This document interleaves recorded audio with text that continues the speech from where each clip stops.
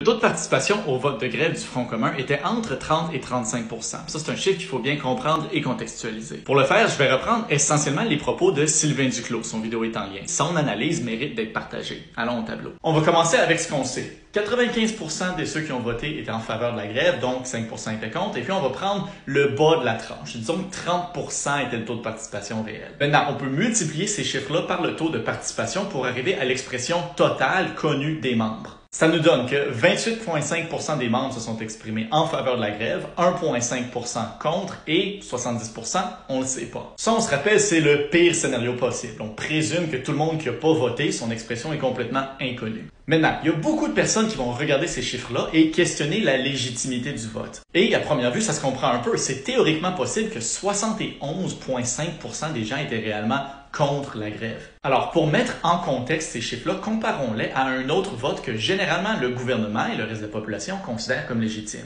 L'élection du gouvernement de la CAQ en 2022. En 2022, la coalition Avenir Québec a formé un gouvernement majoritaire avec l'appui de 41 % des gens qui ont voté. Ça veut dire que 59 % des gens ont voté pour quelqu'un d'autre. Le taux de participation à l'élection de 2022 était de 66 %. Ce qui veut dire que si on refait le même calcul, c'est 27,1 % des citoyens québécois qui ont voté pour la CAQ et 38,9 % qui ont voté contre la CAQ. Et encore une fois, par la même présomption, l'intention de 34 % des citoyens est inconnue. Alors, si vous voulez prendre en compte le taux de participation dans votre évaluation de la légitimité du mandat de grève du Front commun, il faut aussi le comparer à la légitimité du gouvernement lui-même. Libre à vous de tirer vos conclusions par la suite.